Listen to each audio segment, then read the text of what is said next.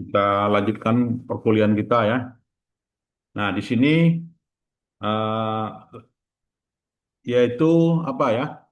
eh, Alat statistik yang lain kita gunakan yaitu yang namanya EPIUS ya atau Econometrica Pius ya. Jadi ini adalah aplikasi yang mengolah data gitu ya dengan pola data panel ya, yang banyak digunakan nantinya. Dan aplikasi pengolahan data statistik ini banyak ya. Jadi ada SPSS, ada Listrel ya, ada Smart PLS, ada Stata, ada EPIUS ya. Ini belum kita pelajari ya.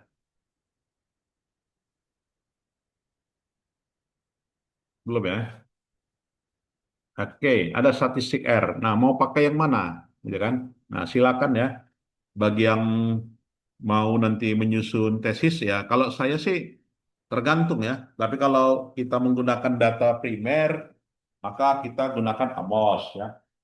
Kalau kita mau menggunakan data sekunder, ya kita gunakan EPIUS atau Stata. Nah, itu sebuah pilihan lah ya, saya kira. Dan dan dan misalnya saudara Grace, udah pernah menggunakan aplikasi mana ini, Grace?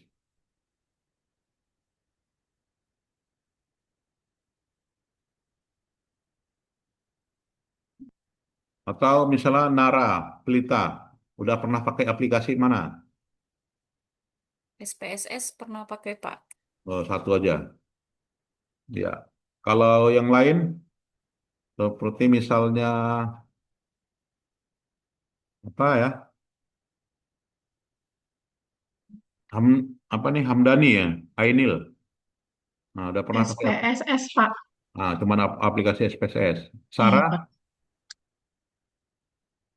udah pernah aplikasi S apa? SPSS, Pak, di semester Nah, di SPSS S1. satu ya. Nah, jadi nanti gunakanlah Stata ya atau EPIUS. Nah, ini ya gunakan ini untuk data sekunder ya atau juga Stata ya. Nah, sekarang bagaimana cara mengoperasikannya gitu kan? Nah, karena kita cuman SPSS saja. Indah, udah pernah menggunakan aplikasi mana Indah? Indah Rodia. SPSS, Pak. SPSS aja ya. Iya, Wah, Pak. ya, jadi nanti coba gunakan Stata gitu ya. Coba gunakan EPIUS kalau untuk data sekunder ya. Jadi analisa IPIS itu bisa untuk analisa vektoral ya atau regresif.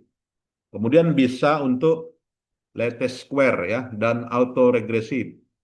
Bisa two-stick least square ya. Bisa untuk general method moment. Bisa untuk dynamic final data ya, bisa untuk co-integration regression. Kemudian bisa untuk regresi logit. Nah, jadi kalau kita Y-nya adalah nominal, ya maka regresi logit gitu ya. Nah, ini banyak digunakan mahasiswa. Kalau misalnya kita, apakah perusahaan itu going concern atau tidak going concern ya, maka regresi logit gunakan. Atau juga regresi bertatar, stepwise. Ya, stepwise regression itu masuk dua variabel bagaimana, kalau tiga variabel bagaimana, itu ya. Robust ya untuk menguji kekonsistenan ya kita gunakan robust ya. Nah, ini peluang-peluang untuk dijadikan model ya. Jadi kita tidak semuanya kita menggunakan analisa regresi berganda gitu kan, tapi metodenya bisa banyak ini gitu.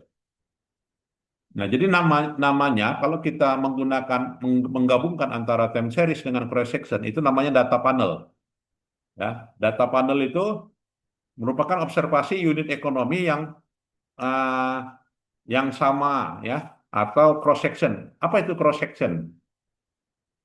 Cross section itu antar perusahaan. Misalnya apa? Kita mau meneliti pemerintah kabupaten kota gitu kan.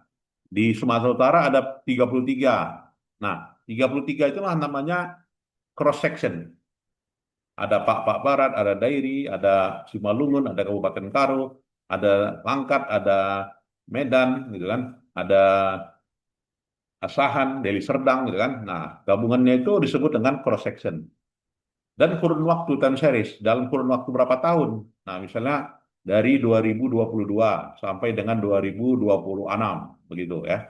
Nah, jadi datanya itu disebut dengan data panel.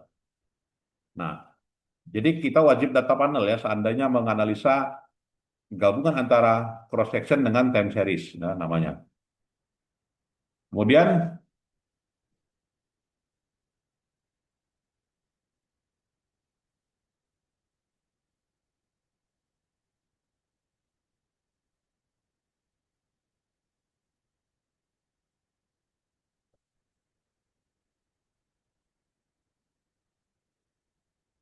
kemudian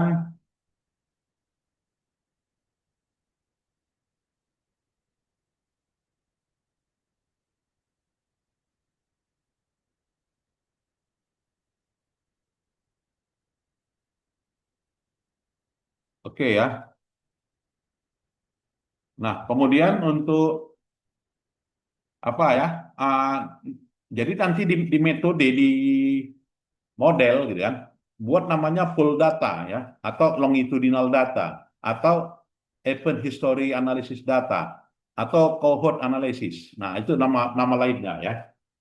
Jadi kalau kalau jangan disebut lagi analisa regresi berganda, gitu kan. Nah, jadi analisanya adalah analisa pool data, analisanya longitudinal data, analisanya adalah event history analysis, uh, analisanya adalah cohort analysis. Boleh mau pakai yang mana, gitu ya.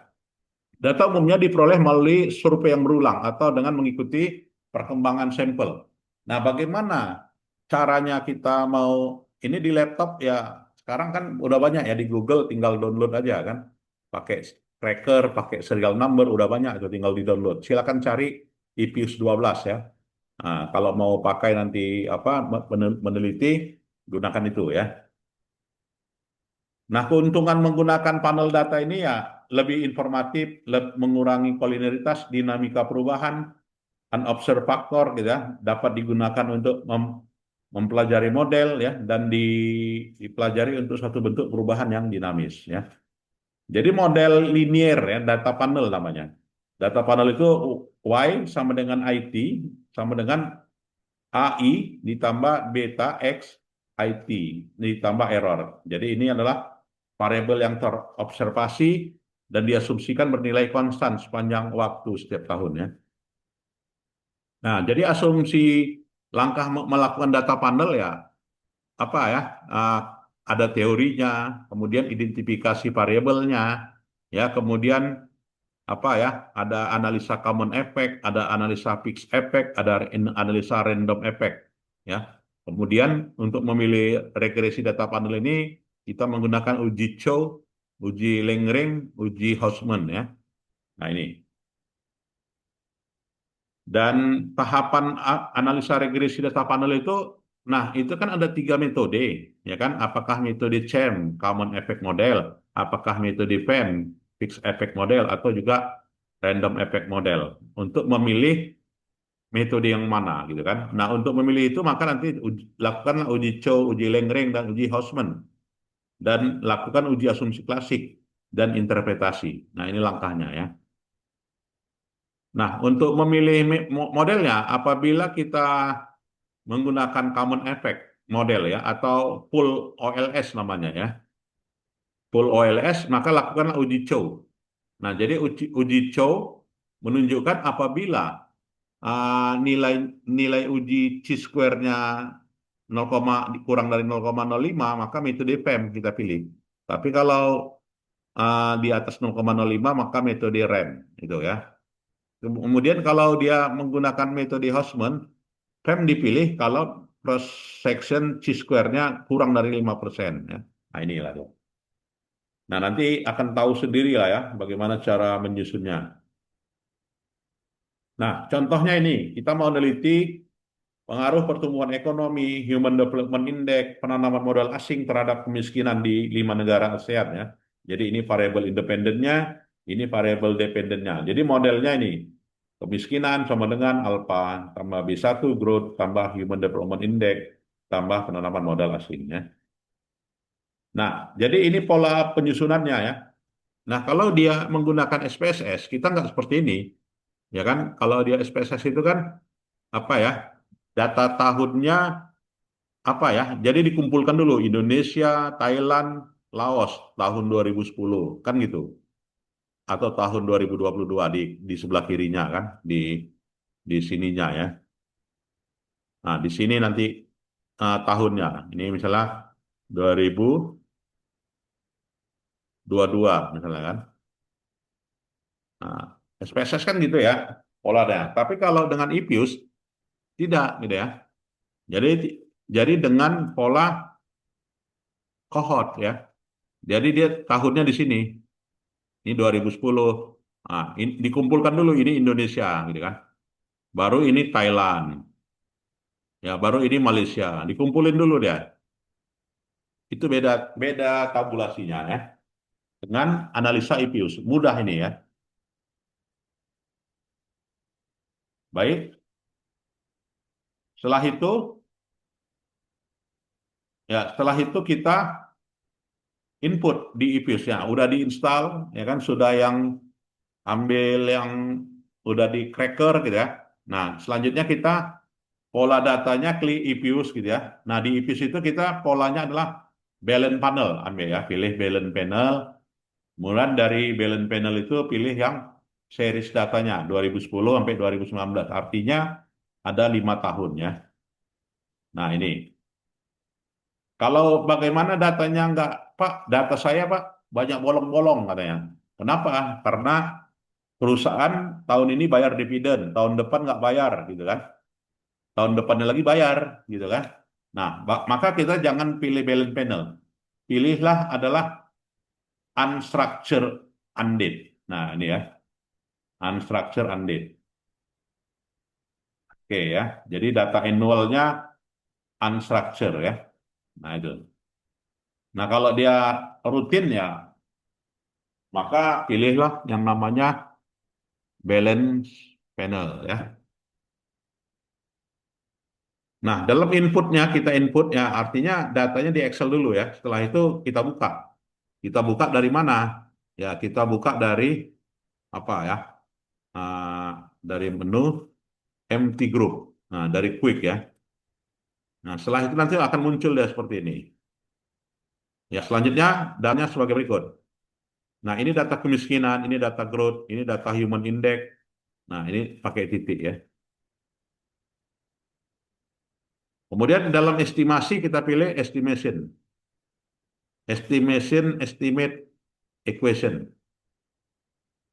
Ya. Setelah itu, nah, jadi dia modelnya adalah model sintak. Kita nulis persamaan dulu, gitu kan. Kalau dalam SPSS kan modelnya menu ya. Ya, menu ini dia sintak ya. Artinya kita tulis persamaan, gitu. Nah, dari persamaan itu, apakah persamaannya linear atau juga random ya? Ya, jadi fixed effect dan random effect ditulis seperti ini. Nah, kemudian hasil estimasinya akan muncul seperti ini.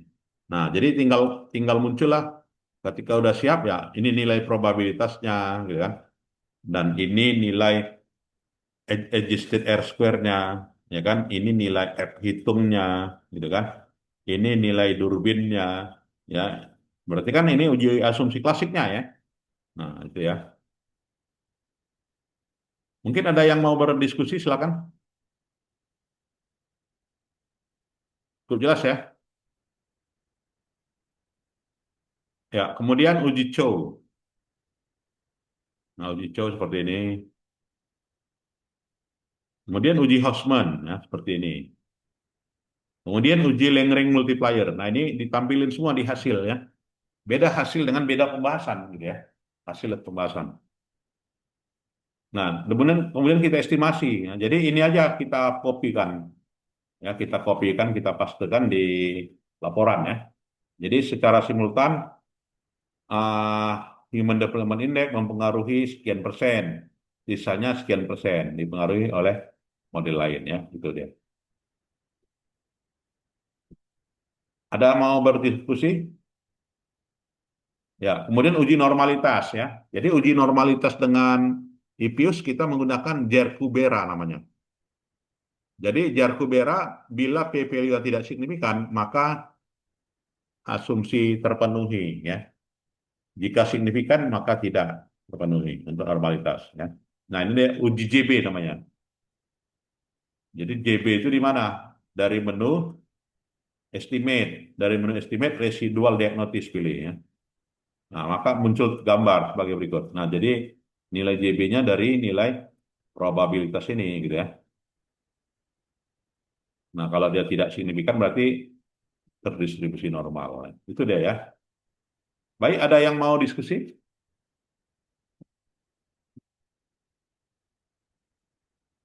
Baik, uji multikolinialitas begitu juga ya. Nilai korelasi lebih kecil daripada 0,8 gitu ya. Maka dengan ini dapat disimpulkan seluruh variabel bebas digunakan dalam penelitian ini terbebas dari multikolinialitas. Kemudian uji heteroskedasitas. Kita mau pilih boleh, pakai uji PAP boleh. Ya, kalau di SPSS ada ya uji PAP. Ya, yang penting dia diregres Y-nya kepada residualnya ya. Kalau residualnya dia tidak signifikan maka bebas hetero ya. Jadi uji PAP, uji Glaser, uji Spearman, uji Kwan ya, Gross-Pagan dan sebagainya. Nah, uji hetero ini. Kemudian uji autokorelasi. Ya, uji autokorelasi. Nah, ini hasilnya uji autokorelasi. Nah, itu aja ya. Mungkin ada yang mau diskusi, silakan. Saya kira yang konfrennya semuanya udah accepted ya. Tinggal dibayar pakai kartu kredit kalau udah dapat LOA. Jadi bisa cicil. Yang 150 ya. Jangan yang 300 karena kita mahasiswa. Nah, itu ya. Baik, ada lagi yang mau bertanya? Ya, kalau tidak ada, saya kira itu ya. Dan ditunggu bukti submit dan nantinya kita siap konfren. Terima kasih. Selamat siang. Salam sejahtera. Assalamualaikum Terima warahmatullahi kasih. Kasih, Prof. wabarakatuh. Makasih, Pak. Ya, boleh meninggalkan ruangan.